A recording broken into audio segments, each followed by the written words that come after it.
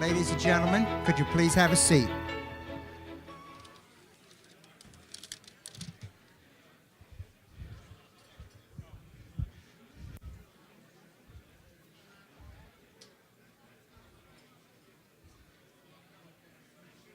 Ladies and gentlemen, please take your seat.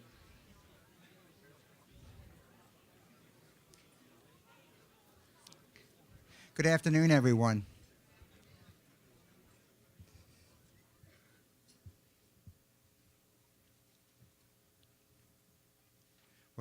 What a beautiful day today. It's really a fitting one, a fitting day for us when you think about some of the challenges we've had in weather. We're very pleased to have you here. Again, good afternoon, everyone. My name is John Long. I'm the President and CEO of the Alexandria Chamber of Commerce. Welcome to the 2014 Valor Awards luncheon. The luncheon honors our public safety staff for events that occurred in 2013. Thank you for being here today to support the Chamber and the city's public safety staff. We are honored, the Chamber of Commerce is honored to host this event like we have been doing for many years and will continue to do. It's a great opportunity for us. Now, there's probably a lot of people in the room who tweet. Is that right? I'm sure folks are just can't wait to send something out on their iPhone and that type of thing. So if you are interested in doing that, and we hope a lot of you are, please tweet with the hashtag ACOCValor. That's ACOCValor. The last time we had an event a couple weeks ago, our Women's Leadership Forum, we had 99 tweets come from the 100 people that we had in the room, so we expect you all to do a lot better than that. Again, ACOCValor. Please enjoy yourself this afternoon and join with us to welcome and honor a great group of folks. It is now my pleasure to introduce your MC for today's event, our Chamber Board Chair, the Chief Operating Officer from United Way Worldwide, Joe Haggerty.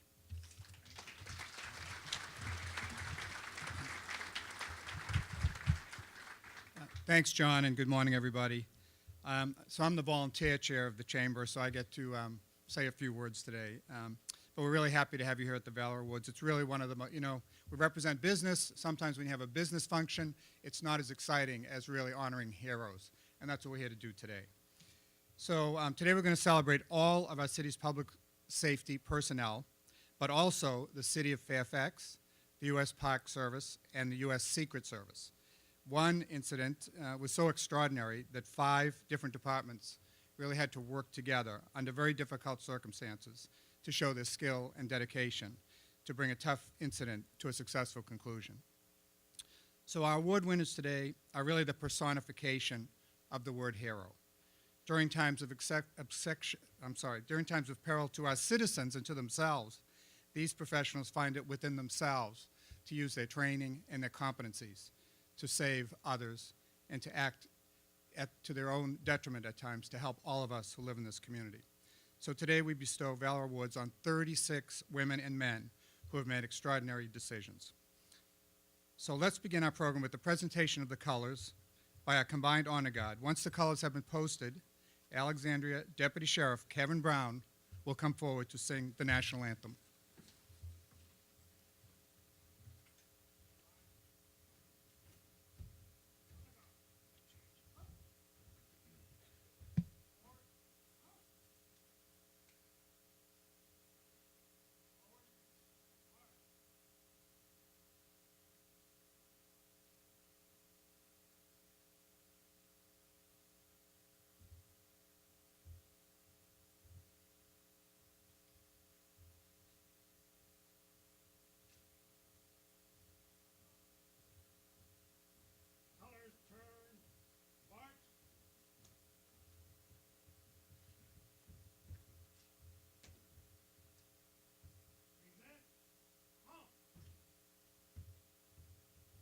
Oh, say, can you see by the dawn's early light what so proudly we hailed at the twilight's last gleaming, whose broad stripes and bright stars through the perilous fight o'er the ramparts we watched were so gallantly streaming, and the rocket's red glare, the bombs bursting in air, gave proof through the night that our flag was still there. Oh, say does that star-spangled banner yet wave o'er the land of the free and the home of the brave.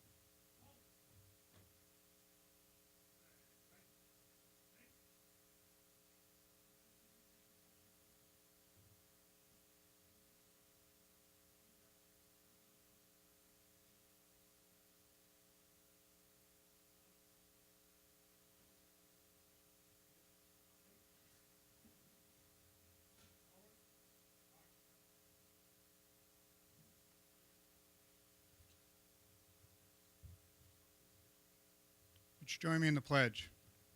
I pledge allegiance to the flag of the United States of America and to the republic for which it stands, one nation, under God, indivisible, with liberty and justice for all.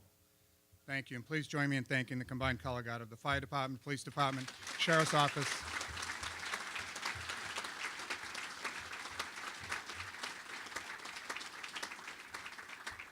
and especially Deputy Brown. I don't know about you, but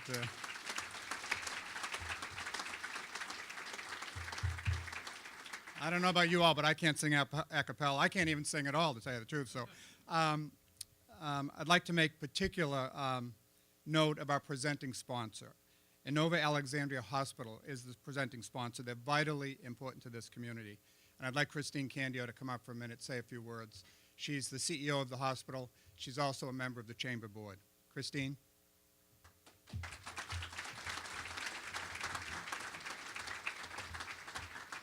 Thanks, Joe. Please be seated. Okay. Good afternoon, everybody. It is really wonderful to be here with you again this year. We're really proud at Inova Alexandria Hospital to be the presenting sponsor. This is our 6th year in a row to be presenting sponsor, and we really appreciate it. Our continued partnership is going to be, hopefully you'll see, very evident when you hear today's scenarios. It talks about, like in previous years, all the examples of the quick action of all of our public safety officers and then the expertise of our nurses and doctors in the hospital.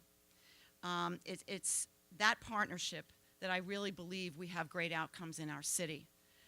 Each of you, regardless of what facet you're in, each of you are heroes to me and to our organization. Every day, you ensure the health, the wellness, and the safety of our community. Our hospital and medical staff, we are so proud to support you and to work side by side with you for our community. I've lived in a number of different communities throughout my career. My career a little longer than I like to admit, going on 31 years. And this city has left such an indelible mark on my heart and all of us at the hospital, because the caring and the partnership, and I don't use that word very lightly, it really is a partnership that, and I've said to staff, when you have a team, when you have each other's back. And that's what I feel here in the city, that I know in a heartbeat any of us can pick up the phone to any one of you and you're there to help us. And that means the world to us. So once again, thank you. Congratulations from all of us at the hospital.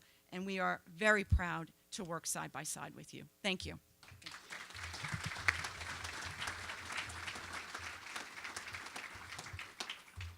Thank you, Christine. I think the Chamber bio says that Christine's 38 years old, so there's no way she was working for 31 years in the hospital business. We're also glad to have a lot of Chamber board members here today. I ask the Chamber board to please stand. And also past chairs of the Chamber, would you please? Some of you are twofers, like John Renner. Come on, stand up.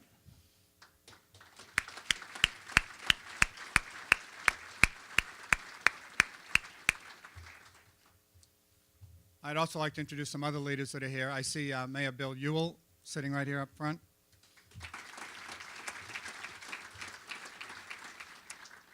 And I'm looking for city council members. I know Paul Smedberg was going to be here. Is Paul here? Justin Wilson and Del Pepper.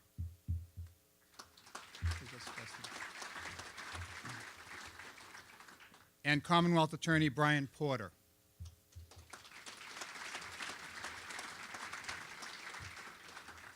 And from the state delegation, State Senator Adam Eben. Oh, way over here. And we're also very honored to have Virginia's Secretary of Public Safety, Brian Moran, here with us today. Brian, come up for a second. Say a word. Tell us about the tax situation in the state. It's interesting. You'd ask a Miranda the mic just to say a couple of words. I'm the other brother. It is just great to be with you. You know, I've sat in those seats many years as a state delegate to recognize the heroes in our community. So it's wonderful to actually be able to participate and verbally thank you. As the Secretary of Public Safety, thrilled to be asked by Governor McAuliffe to serve in this role. I, like Brian Porter, was a prosecutor many years ago and then a state delegate. I can't think of a better job to have in the Commonwealth than to work with our law enforcement officers and officials, and to work for a governor who truly believes in big ideas and bold action, and he doesn't sleep. He really doesn't sleep. In the first couple of weeks, we pursued legislation to combine the Secretary of Public Safety and Homeland Security to better align our capacity to prepare for, protect against, respond to, and recover from man-made or natural disasters. And so now I'm the first Secretary of Public Safety and Homeland Security.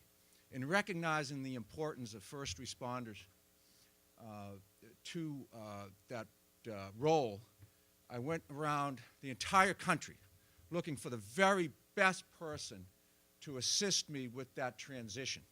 Someone who knew the role of first responders in local communities and emergency management agencies. And lo and behold, I found that very person in the city of Alexandria. Adam Teal is now the Deputy Secretary of Public Safety and Homeland Security. He's been, there's a lot of talent in this city, right, Mr. Mayor? A lot of talent in this city. And including yourself, Mr. Mayor. And so we have a lot to do. A lot has been done already. We're doing a former governor here. I'd like to see you. I want to give a shout out to our predecessor, Governor McDonnell, and some of the things he did with reentry. A lot of exciting things are going with our Department of Corrections. We oversee 11 agencies, and we have the second lowest recidivism rate in the country. And we're going to continue those reentry policies. Area of mental health, we have a lot of challenges in the area of mental health. Dana Lawhorn's jail should not be an alternative for those who are suffering from mental illness in our communities. And I really want to promote the CIT program, crisis intervention teams that are being funded through the state and federal government, because it's the law enforcement officers who encounter those among us that are suffering from mental illness. And the crisis intervention teams serve to diffuse what could otherwise be a very violent situation.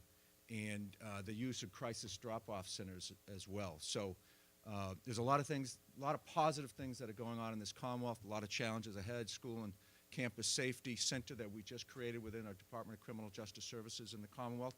We're one of the first states in the nation to adopt a threat assessment teams. Yesterday commemorated the 7th anniversary of 32 lives being lost on the campus of Virginia Tech. We're taking positive steps to make sure something like that never happens again in the area of school and campus safety. So there's a lot being done in the Commonwealth. I really look forward to tackling these issues. I can only tackle them successfully with the assistance of local governments and those that are our heroes each and every day, from our sheriff's departments, police departments, our emergency managers, first responders. I've just been so thrilled and so proud to be able to work with each and every one of you throughout this Commonwealth.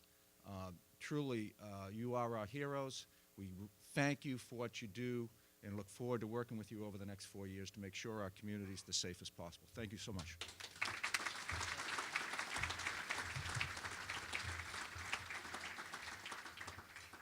Thank you, Brian. I guess it's Mr. Secretary Brian now.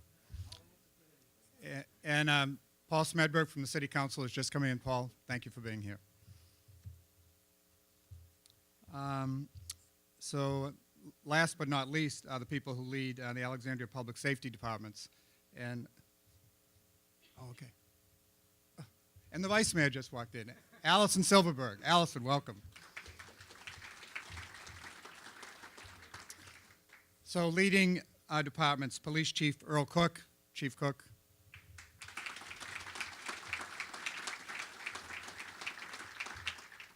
Sheriff's Department, Sheriff Dana Lawhon.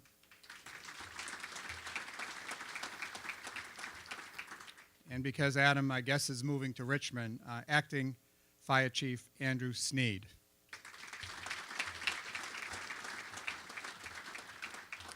We also have some visiting sheriffs and chiefs. I'm going to ask them to stand too so we can recognize you. Northern Virginia Community College Police Chief Daniel Dussault. Fairfax Fire Chief Richard Bowers.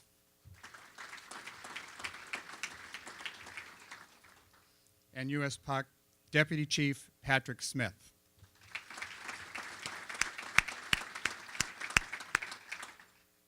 Those are the names I have. Are there any chiefs here that okay, we got you all. Thank you very much. And now, Firefighter Nathan Kraus will offer our invocation before we begin lunch.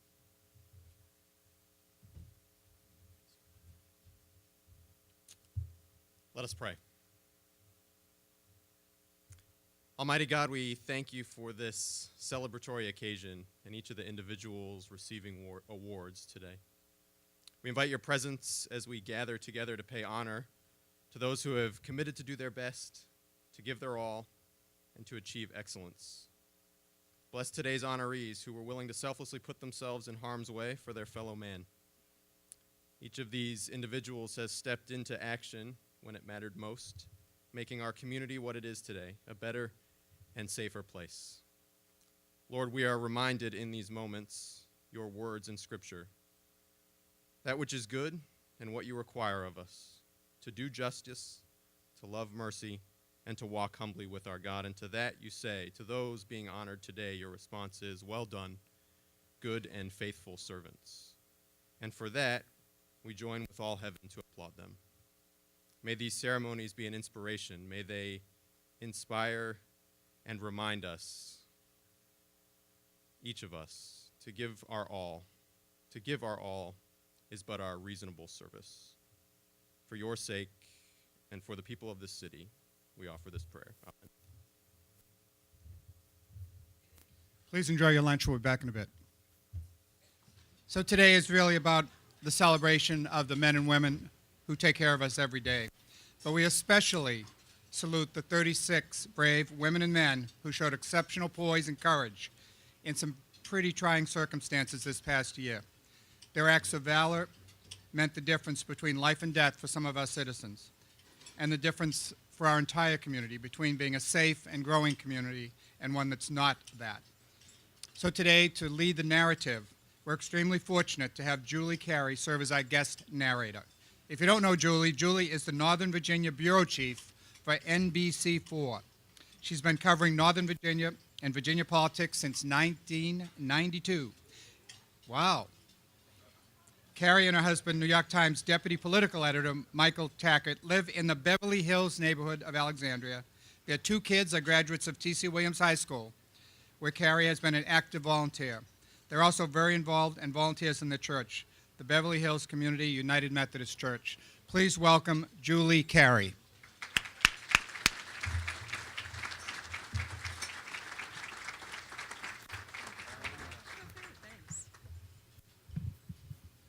Well, good afternoon, everybody. It is such an honor to take part in this year's Valor Awards.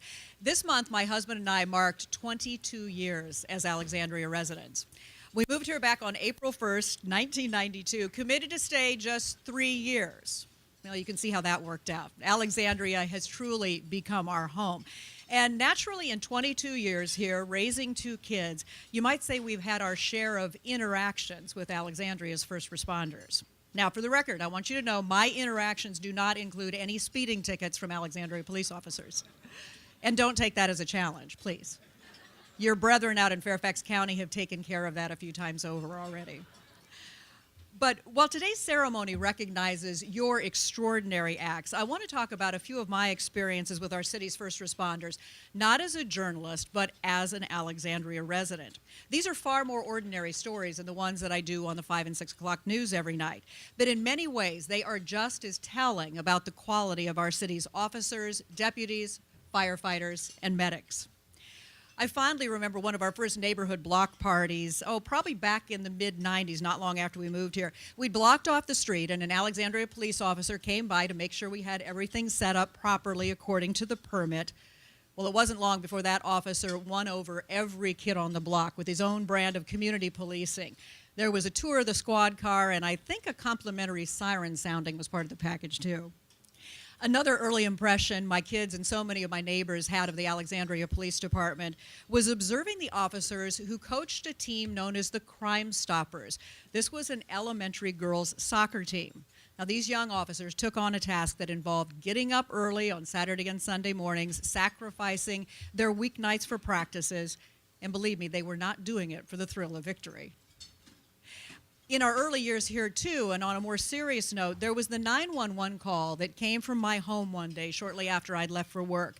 While in the care of a babysitter, my 15-month-old daughter severed her finger in a household accident.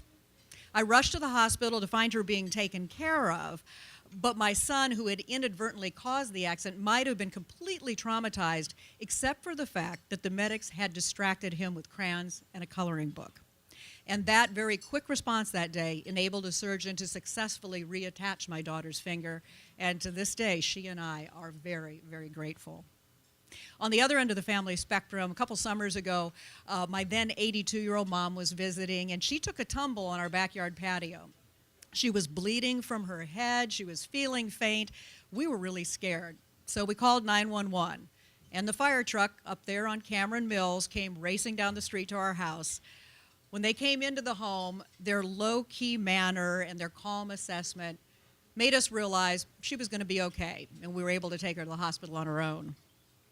That was a little different than the visit firefighters made to one of my neighbors' homes a few years prior to that.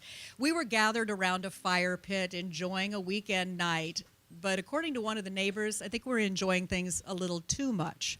She called to report a fire. So the firefighters came racing over to the house, and they could not have been more friendly and understanding on that night, given the fact they'd been called out for a non-existent emergency. I also recall when Tropical Storm Sandy was headed our way, and my family went up to pick up sandbags over at GW Middle School so our basement wouldn't flood yet again. We found there members of the Alexandria Sheriff's Department. They were helping to load those bags and put them into people's cars.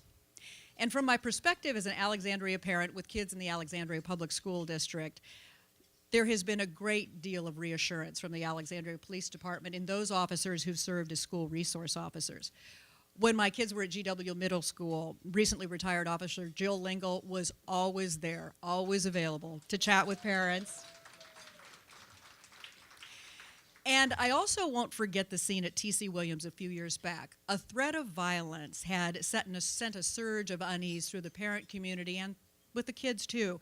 And as I stood outside T.C. that morning with the administrators, many officers, both seen and unseen, ensured that it would be a safe, normal school day after all.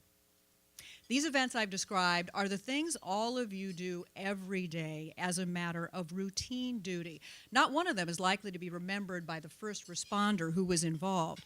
But for me, for my family, and for this community, we remember those events. They help cement our sense of security here in Alexandria, and they leave us so very thankful for what you all do. Thanks.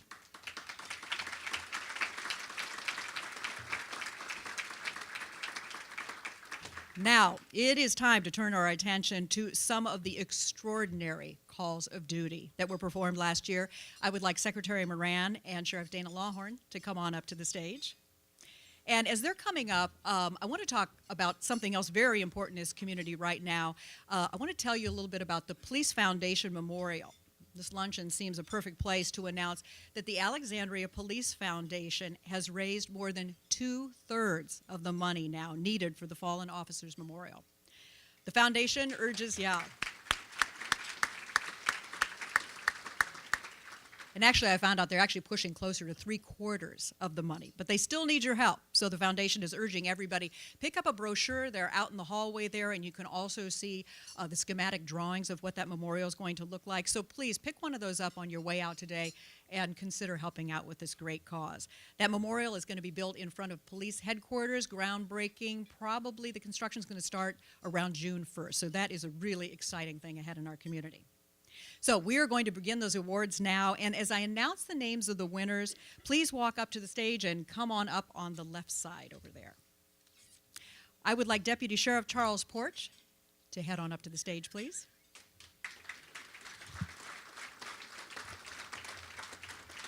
On November 3rd, Deputy Sheriff Charles Porch was working at the jail when an Alexandria police officer brought in a man to be processed for domestic assault and battery and for being drunk in public. The subject was placed in a cell until he could sober up. Deputy Porch began to process the paperwork while keeping an eye on the subject through the security monitors. The detainee paced around the cell several times, eventually lay down on the bed and appeared to be going to sleep. Deputy Porch continued to complete the subject's paperwork, and when he looked up again just a few minutes later, he observed the subject lying face down on the floor of his cell. Deputy Porch ran into the cell and discovered the subject had tied his shirt around his neck and tightened it until he lost consciousness. Deputy Porch radioed for more help as he removed the shirt from around the subject's neck, but the subject remained unresponsive. Just then, the medical staff arrived and revived that subject, who was then treated with full suicide prevention procedures. Due to Deputy Porch's observation skills and quick action in responding to the incident, the subject did not sustain any serious injury and survived to get the help he needed. For his actions, we award Deputy Porch the Life Saving Award.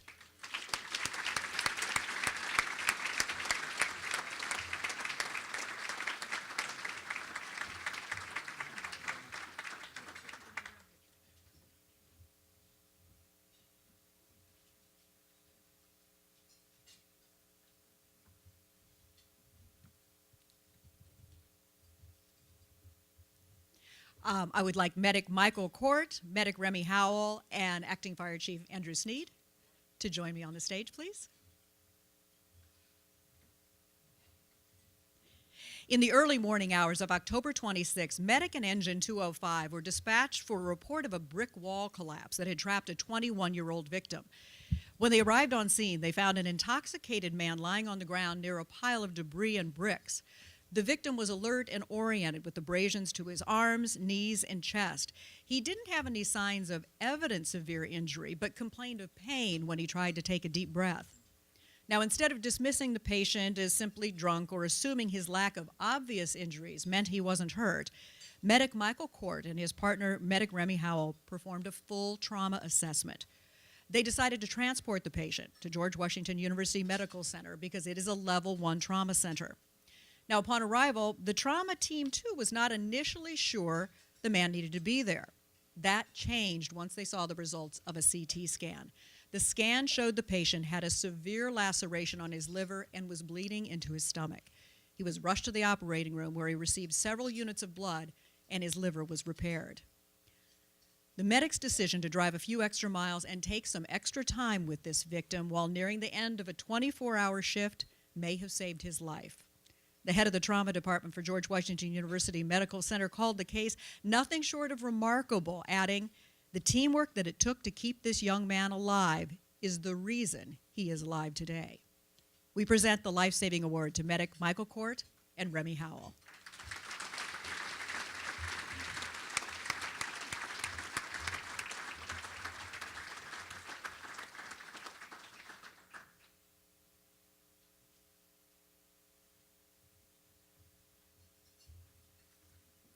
Next will Captain Joseph Bevan, Lieutenant David Lukes, Firefighter William Dunleavy, Firefighter Devin Cooney, Firefighter Glenn Ross, Firefighter Ronald Samuel, Medic Catherine Cruz, and Medic Nancy McFadden approach the stage while I tell you about the incident they were involved in. It was December 28th, Engine 208 and Medic 208, along with an EMS supervisor and battalion chief, were dispatched to the 5300 block of Duke Street for the report of a pedestrian struck by a car. Now, the scene was right across the street from Fire Engine 208, and even though the crew of Truck 208 was not initially dispatched to this call, they recognized the potential severity of the situation and quickly went across the street to help out. They found the victim had been backed over and then dragged by a car. The car crashed into a building with the victim still underneath, and the victim had noticeable injuries. Firefighters and medics realized that setting up all the equipment to stabilize and lift the car would take too much time. So instead, those firefighters lifted the car with their hands while the medics extricated the victim. Now, once freed, the victim was unresponsive with extensive injuries. Knowing they were working on borrowed time, the firefighters and medics quickly got the victim ready for transport to Inova Fairfax Hospital. The medics began treating his injuries en route to the trauma center. The victim was then assessed by the trauma team and taken to the operating room. Despite his extensive injuries, that victim is alive today because of the quick response and actions of the medics and firefighters. They acted without hesitation to save the victim's life. Because of that, we are proud to bestow the Life-Saving Award to Captain Joseph Bevan, Lieutenant David Lukes, Firefighter William Dunleavy, Firefighter Devin Cooney, Firefighter Glenn Ross, and Firefighter Ronald Samuel. And their Certificate of Valor goes to medics Catherine Cruz and Nancy McFadden.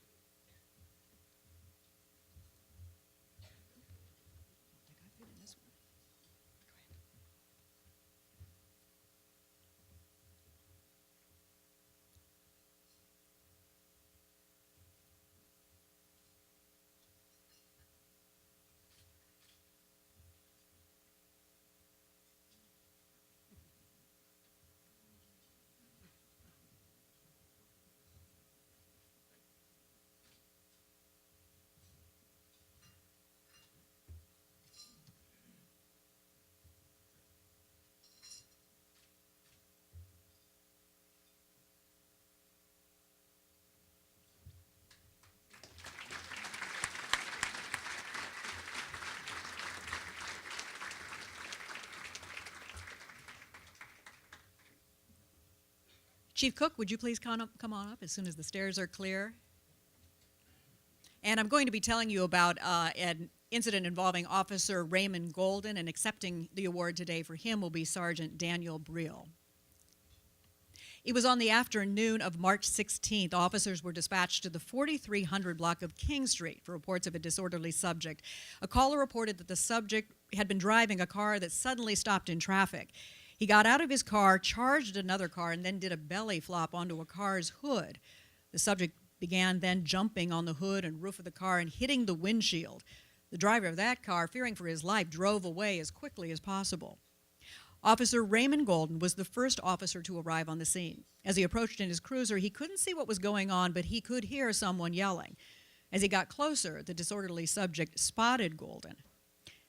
This man was 6 feet tall and over 270 pounds. Officer Golden opened his door, tried to get out, but the subject was too close at the time. Officer Golden realized the man was emotionally disturbed, fearing for his safety and the safety of others, but wanting to avoid lethal force. Officer Golden pointed his taser at the subject and told him to back away from the police cruiser. When this failed to work, Officer Golden fired his taser at the subject.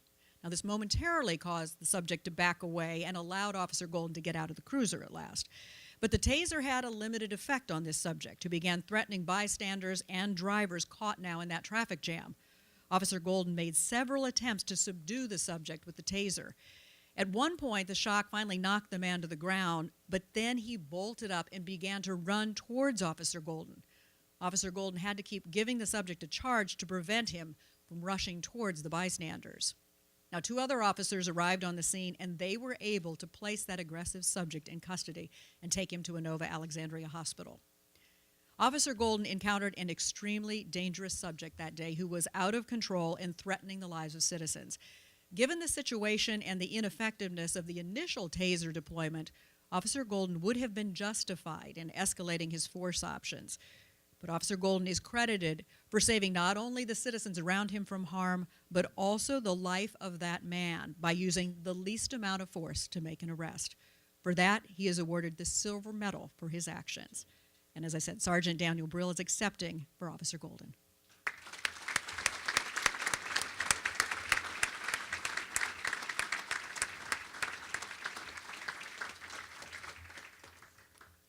Would Officers Trevor Griffin and Hayden Johnson please come forward? On December 28th, around 1:30 in the morning, Officer Trevor Griffin and Officer Hayden Johnson were stopped at a red light at the intersection of North Van Dorn and Sanger Avenue, each in their own cruiser.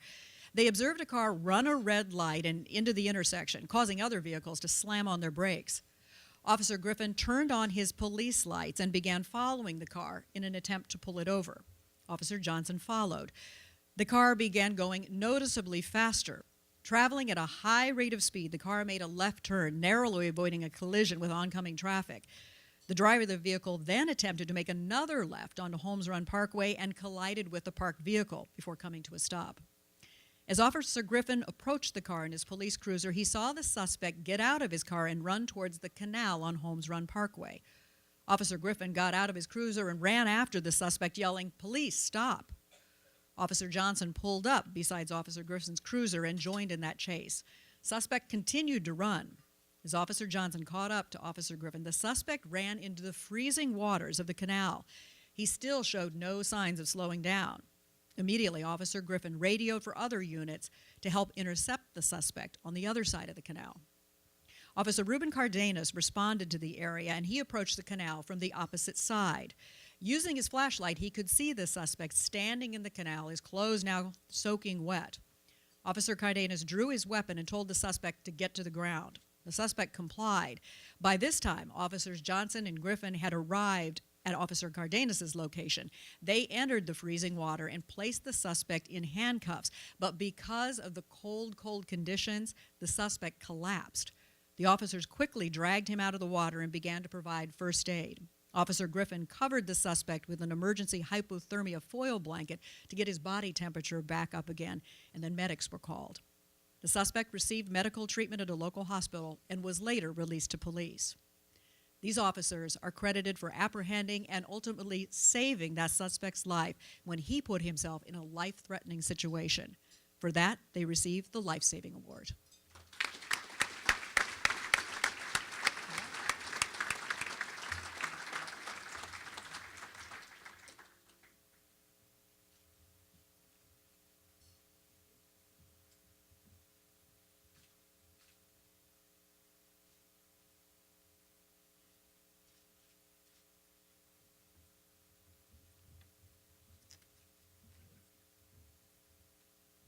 I'd like to invite Officers Jordan Young and John Bratelli to the stage.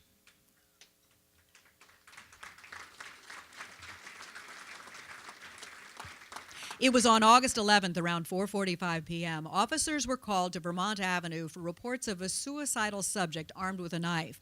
Officer Jordan Young was first to arrive. The subject's niece told him her uncle was suicidal and had left on foot in an unknown direction. armed with a knife and a bag full of medication. Officer Young and the other responding officers established a perimeter and began to search for the subject. Officer Young attempted to reach the man on his cell phone, but to no avail. So a request was made for the Department of Emergency Communications to ping the subject's phone in an attempt to locate him. The phone was shown to be at a park on Taney Avenue. Officer Young and Officer John Bertelli went to the park and were able to find that man sitting on a park bench facing away from them. When he noticed the officers, the man stood and reached for an unknown object in his waistband. The officers drew their weapons and told the suspect to show his hands. Instead, he drew a knife and pointed it at his right side. Both officers shouted to the subject to drop the knife and attempted to reassure him everything would be okay. But the subject stabbed himself in the stomach. Officers quickly approached him and told him to show his hands. The subject complied, and the officers could see the knife was still in his stomach. The officers handcuffed the man to keep him from causing further harm to himself, and then began rendering first aid until medics arrived. The subject was then transported to Alexandria Nova Hospital. Those officers showed great restraint in a highly stressful, charged situation and expressed empathy for the victim's mental illness. They also provided first aid care to this injured suicidal victim. For their actions, we award Officers Jordan Young and John Bertelli the Bronze Medal.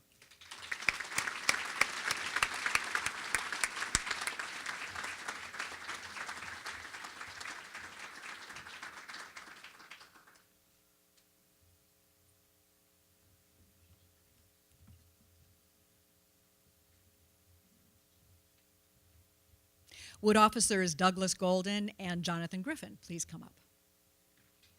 On August 23rd at 2:15 a.m., officers responded to the 500 block of North Imogen Street for reports of a domestic incident.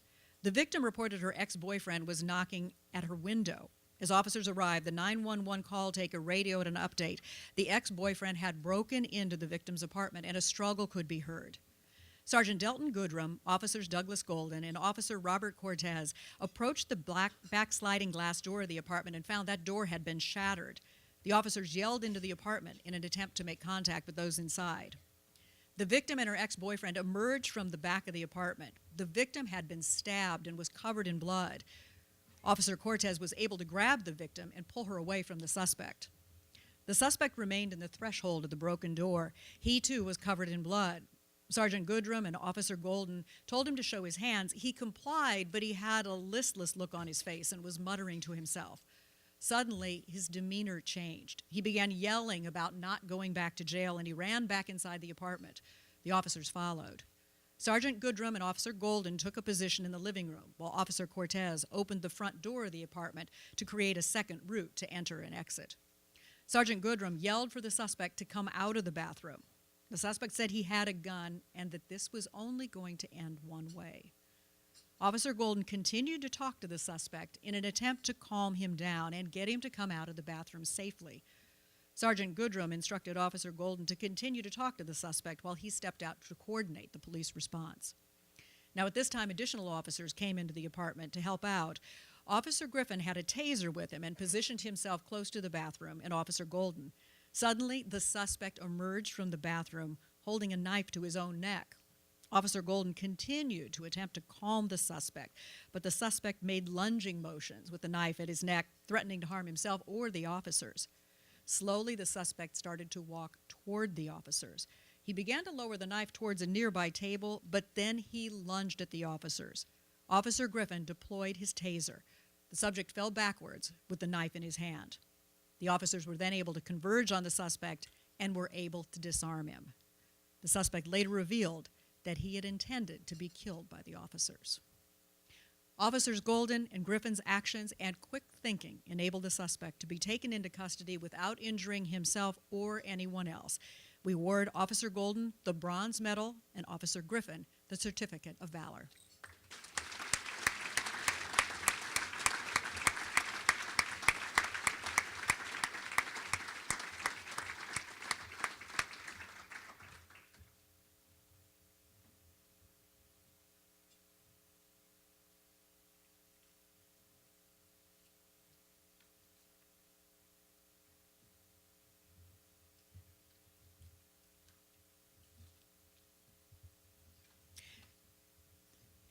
I'm now going to recount the events of a day I know you all remember, February 27th, 2013.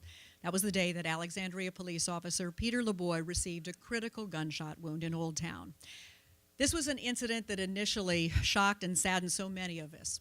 Then it brought this community together to support Officer LeBoy, and then through his recovery, he's inspired all of us. The extraordinary efforts of the combined departments that day demonstrate the true meaning of teamwork and valor.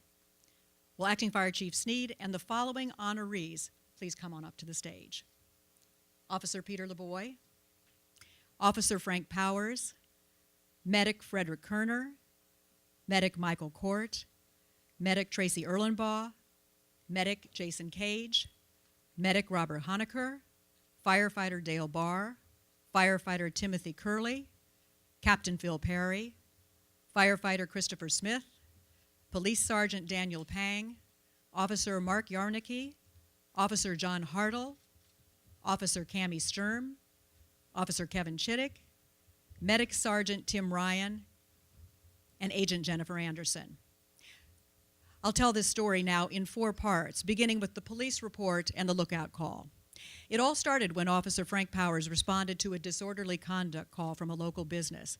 When he arrived at the store, the businesswoman told Officer Powers that a man had been in her store 2 times the day before without making a purchase and that he made her feel very uncomfortable. She described the subject and added that she had seen him driving a yellow-colored cab, number 168, earlier that day. As Officer Powers gathered his information, she pointed to a cab out on the street and said, "There he is, that's him." Officer Powers ran outside and yelled at the driver to pull over. Instead, that driver drove off. Officer Powers got into his police cruiser in an attempt to follow the cab, but by the time he could pull out, the cab had disappeared. Officer Powers broadcast a lookout for a suspicious person wanted for questioning. Officer Peter LeBoy reported over the radio that he was in the area. He'd spotted the taxi cab and would make a traffic stop. The shooting. Just minutes later, the dispatcher came over the radio and told Officer Powers to respond to the intersection of South Royal and Wilkes Street for trouble unknown, possibly involving the same yellow cab. Soon after, Officer Powers arrived on the scene and was met by a mailman who was waving his arms frantically and pointing west on Wilkes Street. Officer Powers went to the intersection of South St. Asaph and Wilkes Street. He found a police motorcycle laying in the middle of the intersection. Next to that motorcycle was Officer LeBoy on his back. Officer Powers broadcast that there was an officer down. He tried to ask Officer LeBoy what had happened, but Officer LeBoy was unresponsive and bleeding from his head. Realizing the injury was critical, Officer Powers flagged down Alexandria Fire Engine 201, which just happened to be driving down South St. Asaph. Now, when he heard the fire engine arrive, Officer LeBoy attempted to roll over and sit up. The Engine 201 crew noticed that Officer LeBoy's blood loss was extensive. They rushed to him and stabilized his head and neck while attempting to keep him calm. Due to the extent of his injuries and the lack of knowledge surrounding their circumstance, a medical helicopter was requested to transport Officer LeBoy to a trauma center. With Officer LeBoy's head and neck stabilized, the crew from Engine 201 could now assess his injuries. They found a large open wound to the front of his head. Now, normal care would have called for his motorcycle helmet to be left on due to possible spinal damage. But Engine 201's crew recognized the life-threatening extent of that head wound, and they immediately removed the helmet and dressed the wound while maintaining stabilization and providing oxygen. Medic 202, Medic 205, and other fire department personnel arrived and also began assisting. The medics and firefighters worked together to protect Officer LeBoy's airway and to sedate him to prevent further injury and to prepare him for the helicopter ride. The pursuit and capture. While rescue workers continued their efforts to save Officer LeBoy's life, transmissions on the radio showed the cab had been located and was traveling at a high rate of speed on South Washington Street into Fairfax County. Officer Cammie Sturm moved in the area of the pursuit. As she reached the Fort Hunt area, Officer Stern noticed the taxi cab was now headed back in her direction. Officer Stern made a U-turn as the cab passed by. She activated emergency lights and siren and became the lead vehicle in the pursuit. The suspect was driving recklessly at a high rate of speed. He ran a red light and had to swerve to avoid oncoming traffic. Officer Stern radioed that she had that cab in sight. a Fairfax County police cruiser joined Officer Stern and took over as the lead vehicle. Soon after that, the cab crashed into another vehicle and then into a guardrail when it came to a stop. Sergeant Daniel Pang, Officer John Hartle, Officer Mark Yarnicki, and Officer Stern ran towards that cab. They grabbed the suspect. He began to resist, but working together, the officers were able to gain control and arrest the driver. That suspect has been charged with the malicious wounding of a police officer and is now awaiting trial. The medical follow-through. Although Officer LeBoy was wearing his motorcycle helmet, the bullet struck him in the temple, pierced his skull, and penetrated the portion of his brain that controls speech and motor skills. Officer LeBoy was flown by U.S. Park Police helicopter with a medic from Alexandria and a flight medic on board. At the trauma center, the team of doctors and nurses worked tirelessly to save Officer LeBoy's life. Officer LeBoy has endured a long recovery, including intense therapy. As so many have said before, the fact that Officer LeBoy is alive today is nothing short of a miracle. It's a testament, too, though, I think, to his courage and determination and the unwavering support of his family and the Alexandria Police Department. There were many officers, detectives, and surrounding area agencies involved in the effort to save Officer LeBoy's life and ultimately apprehend that suspect. However, several officers and rescue workers went above and beyond in that effort. Those are the heroes we recognize today. They are Officer Frank Powers, who communicated a lookout for the cab driver and was the first one on the scene of Officer LeBoy's incident. He recognized the injuries were critical. He knew not to move Officer LeBoy to avoid increasing risk of further injury. His quick thinking to flag down the passing fire engine helped save Officer LeBoy's life. Officer Frank Powers is awarded the Certificate of Valor.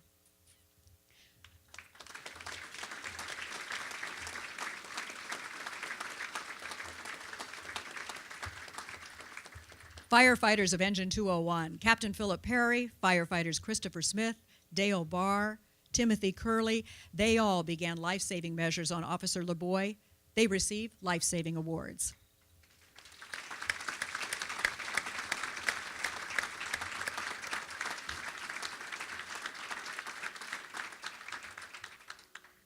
Medics Frederick Kerner, Michael Court, Tracy Erlenbaugh, Jason Cage, Robert Honecker, they provided advanced life-saving care. All receive life-saving awards. Without their quick actions, Officer LeBoy may not have survived.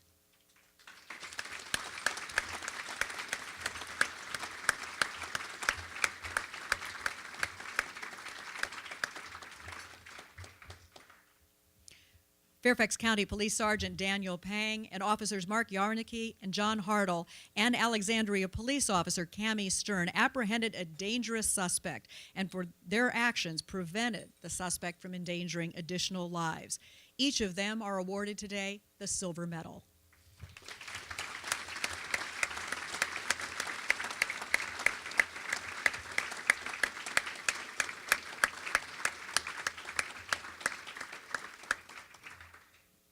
United States Park Police Sergeant Kevin Chittick piloted the helicopter transporting Officer LeBoy. His skills allowed that medical helicopter to land at Lyles Crouch Elementary's playground, which is not an approved landing site. In fact, I described it in a story as a postage stamp landing. His determination to land as close as possible to Officer LeBoy saved precious time and prevented Officer LeBoy from having to be moved farther. Sergeant Kevin Chittick is awarded the Bronze Medal.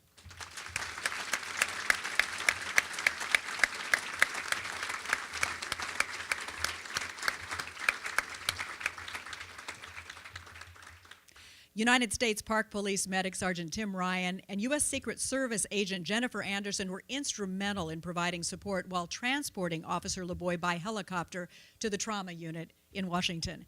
Sergeant Tim Ryan and Secret Service Agent Anderson are awarded the Certificate of Valor.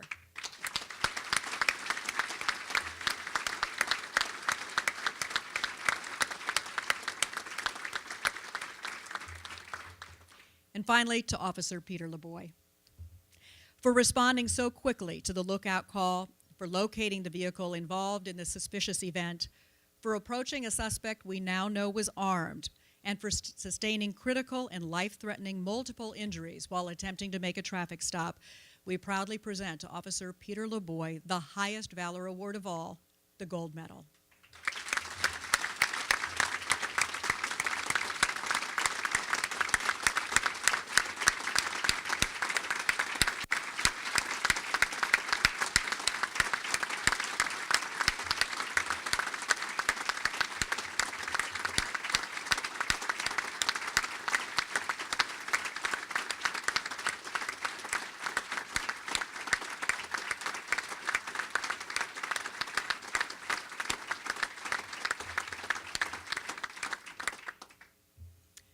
Thank you to all our heroes. Congratulations to all of you.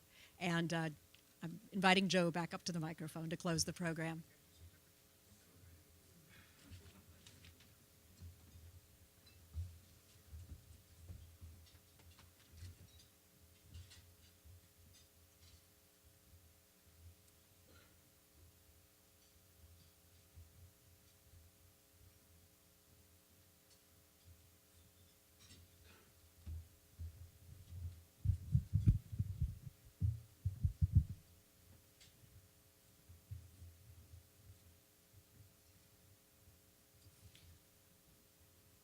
Thank you, and please thank Julie for the work she did this afternoon.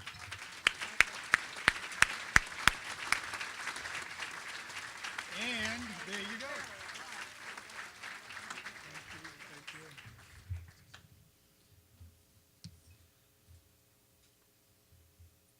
So really, unbelievable stories of people, I suppose, doing their jobs, but to those of us who don't do that job, it's pretty impressive and pretty special, so thank you. It's also appropriate to say the Chamber Board is meeting tomorrow morning, and I know that's not the most exciting thing you've ever heard, but we are going to vote on the Police Memorial Fund, some funding for the Police Memorial tomorrow, so I'm very happy about that. I think it's very appropriate.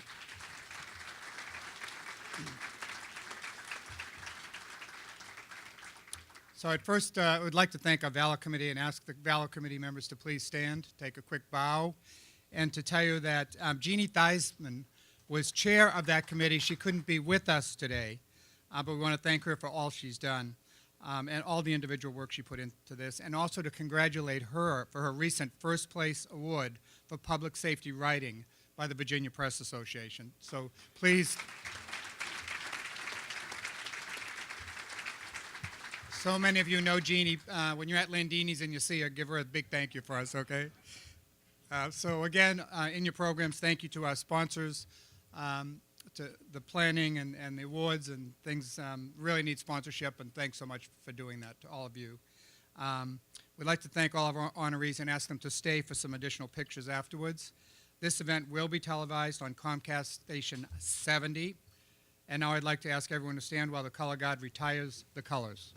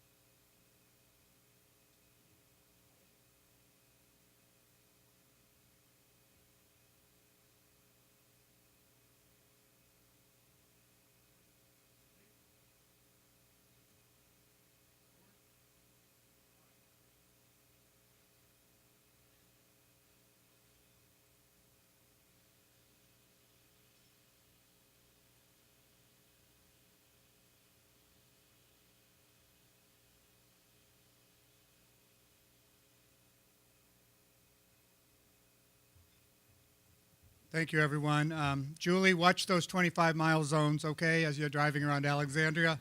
And to all of you, thank you, especially to our public safety officers. Thank you so much for everything you do every day.